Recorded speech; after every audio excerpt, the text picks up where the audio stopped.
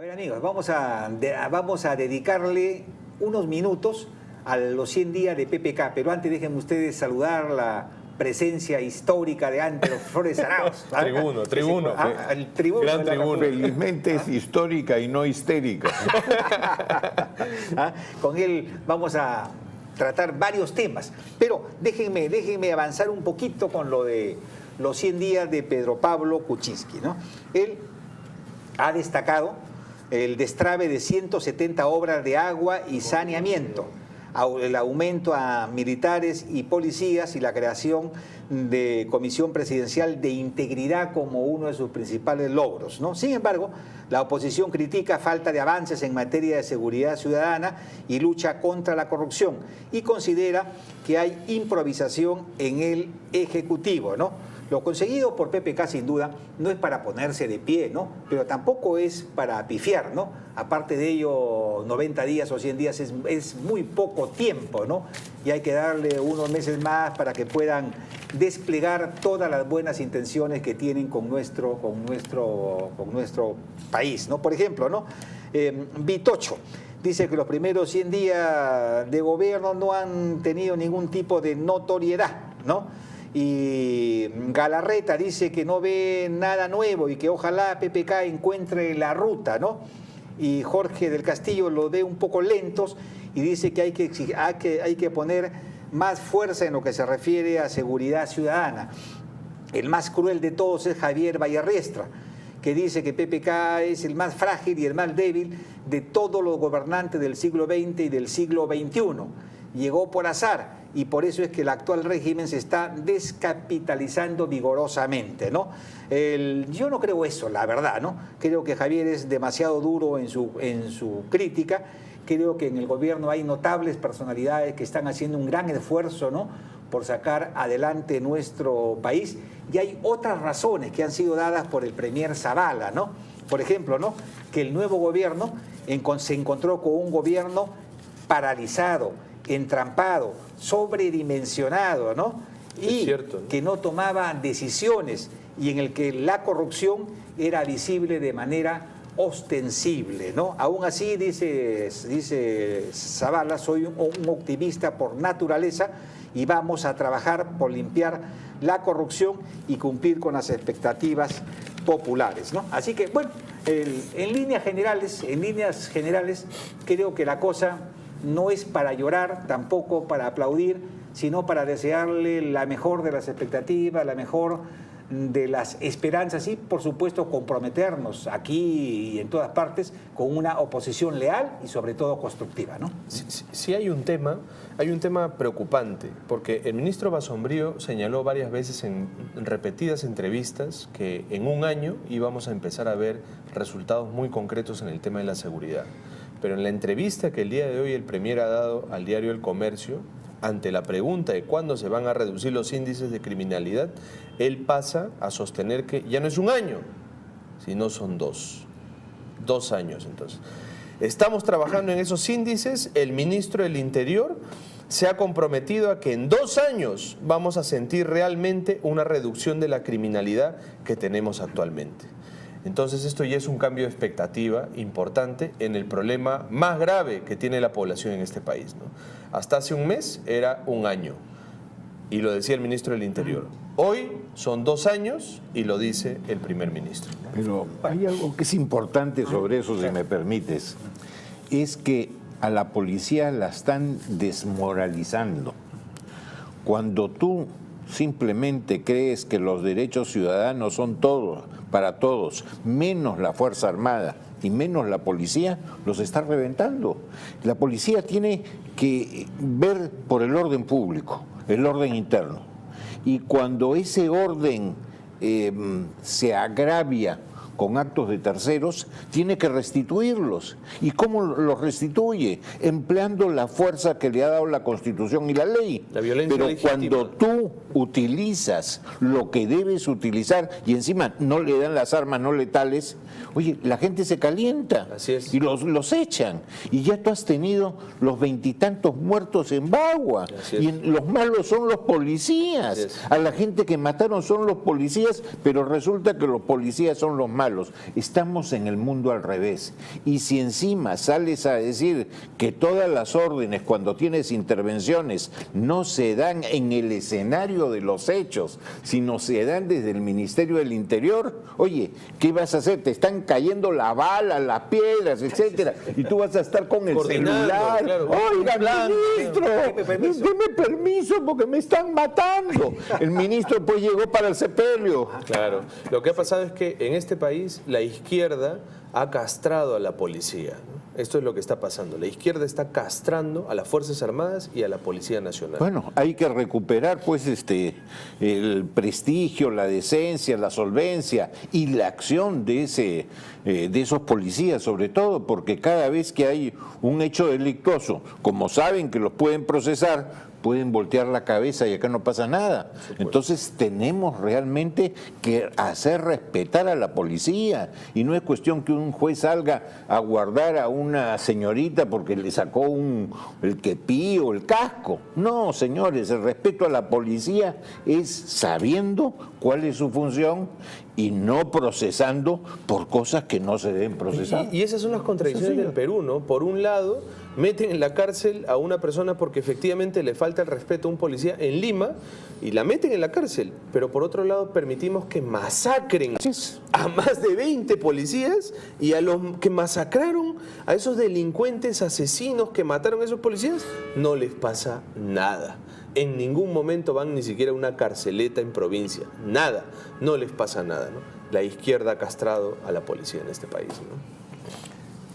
A ver, ¿qué hacemos con este tema? A ver, Antro, hay un pronunciamiento de la... Aquí está. Es este. De la Asociación de Rectores, ¿no? Que está en todos los medios de, de comunicación, ¿no? Que es no solamente los rectores, que son parte afectada. Lo más importante para mí no es el tema de una defensa, por más natural que sea la que hacen los rectores de sus propias instituciones. Para mí lo más importante es quienes no tienen esa posición de rectores que tienen que defender lo suyo y su universidad, sino los constitucionalistas, los abogados prestigiosos, etcétera, de hace una semana, que conocen de derecho constitucional, que no necesariamente están representando universidades, algunos ni siquiera son profesores de ninguna universidad, pero son gente comprometida con el derecho constitucional. Son los mejores constitucionalistas de este país. Pero sin ninguna duda. La semana pasada lo dijimos, es el Dream Team, el Dream Team de los constitucionalistas peruanos ha firmado ese comunicado. En cualquier país del mundo eso significaría la caída del gabinete, la caída del ministro, en cualquier país serio. Y están diciendo una cosa que es cierta, señores. La SUNEDU, que es una superintendencia que se ha hecho para las universidades, es conculcadora de lo que es la autonomía universitaria en lo académico, en lo económico y en lo administrativo. No porque sea superintendencia, sino por la composición, que es extrauniversitaria y es dependiente del sector educación. Y encima no han tenido ni siquiera la vergüenza de por lo menos maquillar esta mediación, si se puede decir, de la autonomía, sino que han hecho un organigrama público que está colgado tanto en la web de la Presidencia del Consejo de Ministros, del sector de educación, incluso en el Congreso de la República, en que ponen a las universidades dependientes del SUNEDU y al SUNEDU dependiente del Ministerio de Educación. Entonces este es un cordón umbilical con el gobierno que tienen las universidades, sobre todo las públicas. Entonces, ¿de qué autonomía hablamos? Tenemos que recuperar, que teníamos que mejorar la calidad educativa, sí, claro que sí, pero la calidad educativa no la puedes mejorar conculcando derechos, sino reconociendo derechos, respetando derechos. Tú no le puedes enseñar a los estudiantes a zurrarte en la ley. Claro. Tú tienes que enseñarle a los estudiantes el respeto a la normatividad, principalmente a la Constitución, de donde dependen todas las demás normas y que tienen que embonar con ellas. Cuando hay una norma que contradice la Constitución, la llamamos inconstitucional y no se debe acatar.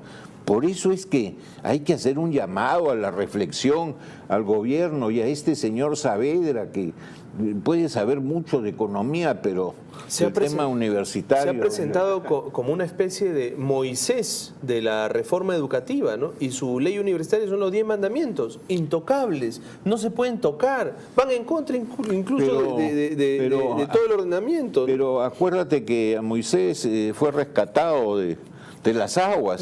Yo creo que este se va a ahogar. ¿Ah? Este puede terminar como Jonás. Yo no sé, leí hace unos días que Mauricio Mulder estaba preparando un borrador de interpelación, sí, y estaban pensando en los argumentos, y no hay mucho que pensar, porque mira tú, ¿no? Este es el índice el reporte de competitividad del Foro Económico Mundial. Y aquí la situación del Perú es realmente no solamente penosa, sino absolutamente de vergüenza. Estamos más abajo que Ruanda, más abajo que Venezuela, ¿no? Claro, ¿no? Estamos en el puesto 131 sobre 138 países en lo que se refiere a calidad de la educación primaria. Solo hay 7 países en el mundo con peor educación primaria que la nuestra. Puesto 133 de 140 en lo que se refiere a enseñanza científica y matemática. Este señor ya se va por el 4º año como ministro de Educación y los niveles han empeorado. ¿Qué hacen con este ministro? ¡Vótenlo, caracho! Pero, váyase, ministro Saavedra, váyase. Pero a mí me preocupa no solamente eso, que por último es unas cosas que han heredado y que podías haberlas modificado en el tiempo que está, sino las cosas que se está haciendo. Se está haciendo, claro. Por ejemplo, te cuento, han sacado una directiva para los nidos, los jardines de la infancia, lo que se llama la educación inicial. No te digo que es para la parte educativa, es para la estructura física que deben tener. La infraestructura. Así es. ¿Sabes cuántas páginas son? 62, porque las he contado. Ningún nido del Perú podría cumplirlas y tienes 60 días para adaptarte. Van a cerrar todos los nidos en el país. Pero es de locos. No, es para coimas o es para justificar consultorías. Por favor, no lee. ¿Cuánto dinero se gasta en consultorías? Esa información que dio la presidenta de la Comisión de Presupuesto en el Congreso, que el señor Saavedra había gastado más o menos 878 millones de soles en lo que en publicidad y en consultorías. ¿Eso puede ser posible? ¿Eso puede ser posible? Es increíble. Las consultorías del deporte nacional de los caviares. Pero ¿no? Fíjate la gravedad de eso. ¿Sabes cuántos baños podían haber arreglado en los colegios?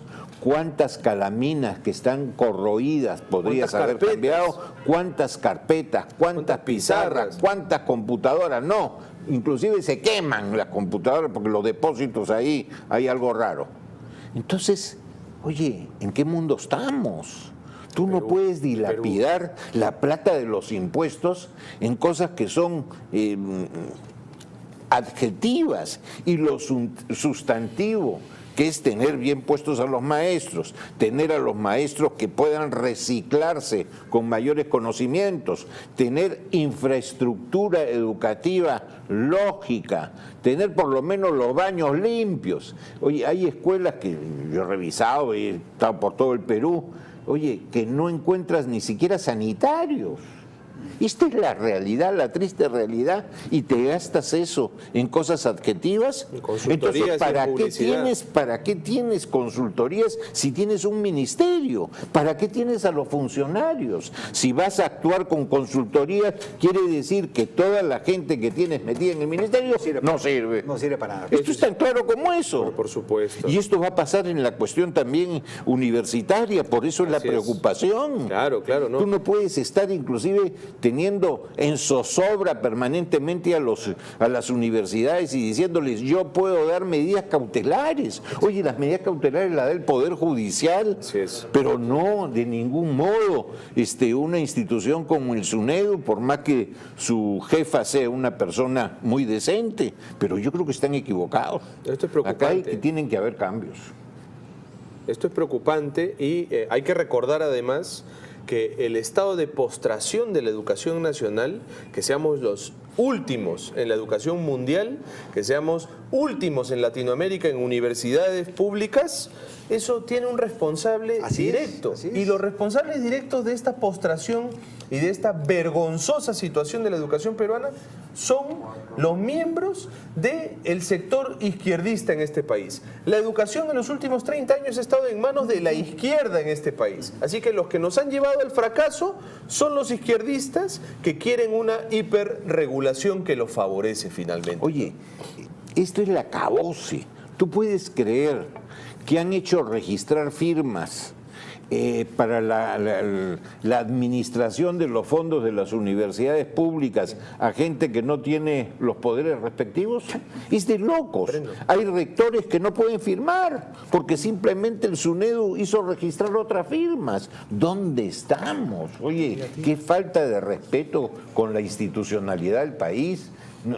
Y ante eso, todavía quienes criticamos esta normativa educativa nos dicen terroristas universitarios. ¿Cómo vamos a ser terroristas universitarios? Lo que queremos es que se restablezca el Estado de Derecho que ha sido conculcado en las universidades. Lo propio de la academia es la conversación, el diálogo, el llegar a acuerdos. Lo propio de una universidad es llegar a un punto de encuentro, conversar, y lo propio del derecho, de los juristas, es llegar a un punto intermedio en las leyes. No imponer una ley. Vamos a abrir un gran debate nacional, un gran diálogo nacional en torno a la supuesta reforma universitaria, a la supuesta reforma educativa. La mejor forma de llegar a las leyes es con el debate. Así es. Esta ley lamentablemente no ha sido debatida. Fue impuesta por Nadine Heredia, ¿no? No lo sé, pero por lo menos el general Mora, que creyó que las universidades eran cuartel, y la verdad no son cuartel, pues, ¿no? Vamos a hacer una pausa y regresamos inmediatamente.